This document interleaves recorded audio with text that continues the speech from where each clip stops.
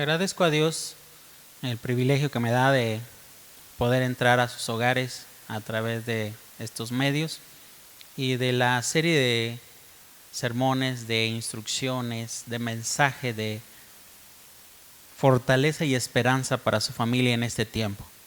Hoy quiero compartir y hablar hacia ustedes acerca de el discipulado generacional que nosotros como jefes de familia, como jefes de hogar podemos implementar y llevar a cabo con nuestros hijos.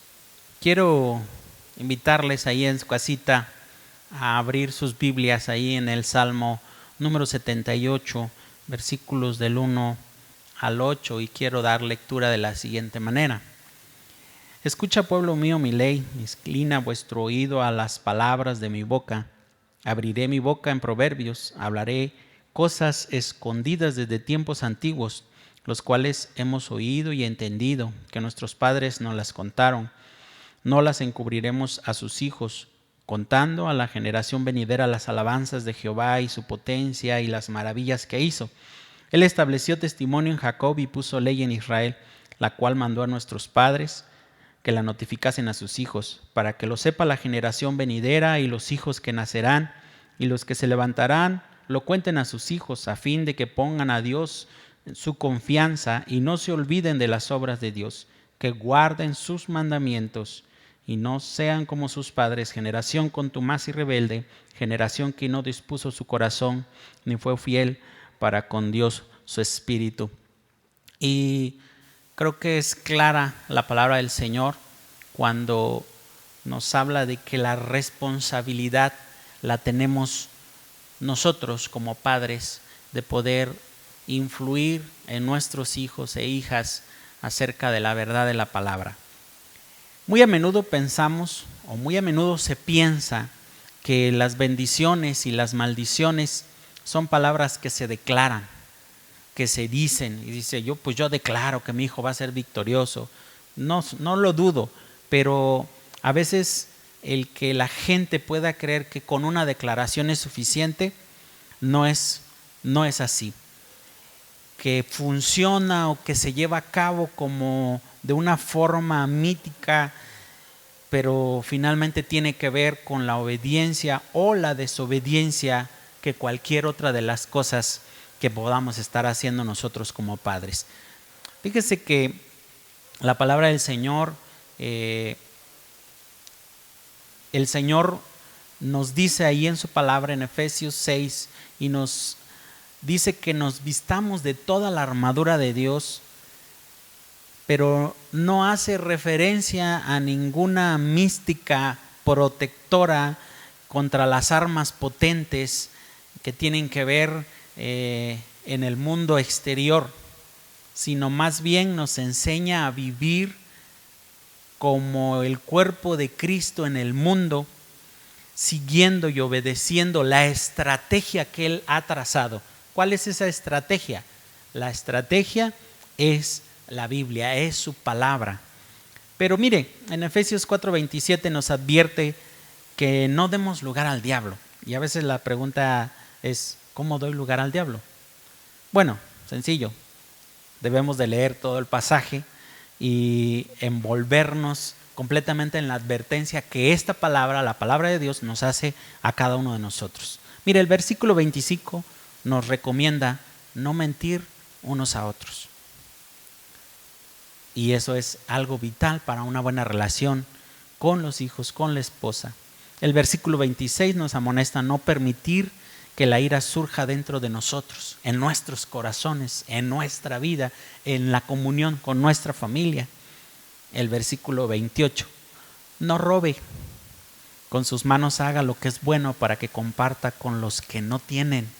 Es decir, que podamos ser generosos con la bendición que Dios está trayendo a nuestra vida y a nuestra familia. El versículo 29 nos aconseja a vigilar lo que sale de nuestra boca, que salga palabra para edificar, a fin de dar gracia a los que nos escuchan, a los que oyen. Pero si permitimos que la amargura, la ira, la gritería, la falta de perdón, daremos lugar al enemigo en nuestras vidas, en nuestros corazones, en nuestro hogar, en nuestra familia. Pero si creamos un estilo de vida con hábitos negativos y una atmósfera malsana en nuestros hogares, en nuestras familias, entonces estaremos dando a nuestros hijos un modelo erróneo a seguir. Cuando ellos tengan sus propias familias, repetirán el ciclo con sus hijos. Esto lo menciona Éxodo 20 del 5 al 6. Dios nos señalará o nos permitirá que la misma clase de conducta que se observa en los padres sea transmitida a los hijos. Él no quiere eso. Él no desea que lo repitan, pero sí desea que repitan una conducta que esté basada en los mandamientos de Dios, en los principios del Padre. El acento recae en cada uno de los mandamientos a los cuales debemos obedecer. Si queremos recibir la bendición, necesitamos ser obedientes. Papás, necesitamos ser obedientes. Pero si queremos extender las maldiciones y la repetición malsana del estilo de vida que llevamos, entonces estaremos afectando a las futuras generaciones. Pero mire, los padres son los que determinan si habrá bendición o maldición sobre los hijos y sobre su hogar. Por eso leímos Salmo 78 del 1 al 8. Este pasaje nos está diciendo claramente que si nosotros somos rebeldes, si somos personas que no dirigimos nuestro corazón a Dios ni a sus principios, sufriremos las consecuencias de no obedecer al Señor. Por eso es menester tomar más tiempo para meditar e enseñar e instruir en la ley de Dios y permitir la exposición de la gracia de Dios sobre la vida de nuestras familias, que ellos puedan también notar la misericordia que Dios tiene a cada día con cada uno de nosotros. Y entonces nuestros hijos en el diario vivir se podrán percatar de lo que Dios está haciendo a través de la familia.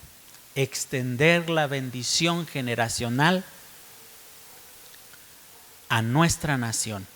Pero no solamente a nuestra nación, sino a cualquier lugar donde nosotros nos paremos. Mire, hay dos tipos de influencia. La influencia positiva y negativa. Pero vamos a tomar a este personaje que muchos conocemos, que mucha gente conoce, y si usted no lo conoce hoy va a escuchar algunas de las cosas que este hombre hizo, buenas y malas. Primero, la influencia positiva de este hombre, de este rey que es el rey David. David ejerció una influencia positiva en los hombres que estaban endeudados, afligidos y descontentos cuando vinieron a él. Mire, se sometieron a su autoridad, se sometieron a él y le imitaron en la guerra, de tal forma que formaron un ejército y creció y fue conocido como los valientes de David. Segunda de Samuel, capítulo 23, versículo 8 al 39 y Primera de Crónicas 12 nos lo dice. Dios preparó a David y en este se reprodujo en ellos antes improductivos. Es decir, si antes eran improductivos, cuando llegan a David se convierten en productivos, en hombres de bien. Mire, otro ejemplo de esa influencia positiva de David sobre los que le rodeaban. Mató un león Segunda de Samuel, versículo 23-20. Mató a un gigante. Y en consecuencia de esos, los hombres que le seguían, también 3 de sus hombres mataron gigante, lo dice Primera de Samuel 17:50. Se sometió a Dios, fue fiel y fue escogido para ser rey. A cambio, sus hombres se sometieron a su autoridad y fueron a él leales. Primera de Corintios 20:4-8. David también adoró en espíritu y fue un profeta y un salmista y compuso 75 salmos en el Antiguo Testamento. Eso lo dice Primera de Samuel 16:23 y Primera de Crónicas 16:17. Gracias a su ejemplo, 288 de sus hombres adoraron en espíritu y cantaron al Rey de Reyes y Señor de Señores, como lo relata Primera de Crónicas 16:4-6 y 25 del 1 al 7. Podemos ver en este ejemplo la influencia positiva de David. Pero también encontramos lo contrario. Miren la influencia negativa de David. Fue un guerrero, un gran guerrero y un adorador. Parece que no fue un buen padre para con sus hijos. Desgraciadamente, las leyes de impartición y reproducción actuaron negativamente en el deterioro de su familia. Definitivamente los hijos son instruidos en el camino que deben de seguir o en el que no deben de seguir. Nosotros vamos a ser el ejemplo, papás, varones, nosotros vamos a ser el ejemplo.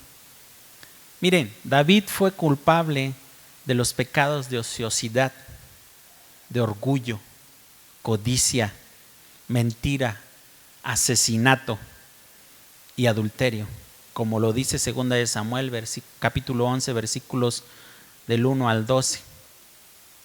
Sus pecados fueron reproducidos por sus hijos naturales.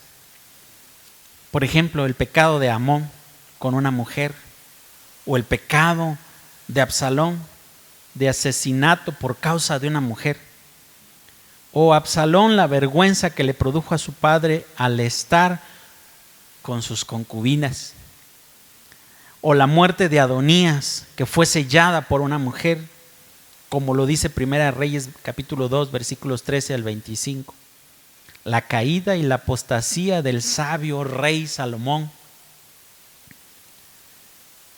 por su deseo a las mujeres. En otras palabras, el pecado se multiplica generacionalmente. David fue un gran salmista y un gran soldado, un gran rey, pero parece que fue un mal padre de familia y un deplorable padre natural. Por último, y sin dejar de pasar la importancia que tiene la influencia que nosotros como padres podemos ejercer a la siguiente generación. La palabra del Señor nos dice que visitará la maldad de los padres y los hijos hasta la tercera y cuarta generación. Pero eso también sucede con las bendiciones de parte de Dios cuando nosotros somos un buen ejemplo, cuando somos buenos padres, cuando estamos influenciando de manera positiva a nuestros hijos. Mire, quiero leerle este dato importante y precisamente es el hermano que se llama Joseph Matera, que lo publica en uno de sus libros. Él es un escritor cristiano y él dice lo siguiente en este dato muy interesante. A mí me impactó el saber que un hombre piadoso, un hombre obediente a los mandamientos de Dios produce esto. Mire, quiero que lo escuche. Por primero, es un ateo que se llama Max Jukes. Vivió una vida impía, en otras palabras, era un ateo, no creía en Dios. Y se casó con una mujer que también era impía y que tampoco creía en Dios. De esa unión descendieron 310 pobres, 150 criminales, 7 asesinos, 100 borrachos. Más de la mitad de las mujeres fueron prostitutas. Sus 540 descendientes costaron al Estado más de $1,250,000. Vamos a ver el contraste de ser un líder piadoso y de enseñar e instruir e influir a la siguiente generación de forma piadosa con los principios establecidos en la palabra del Señor. Este es el evangelista Jonathan Edwards. Vivió el mismo tiempo que Jukes, pero se casó con una mujer piadosa, una mujer que amaba a Dios. De sus 1,394 descendientes, 100 fueron predicadores y misioneros.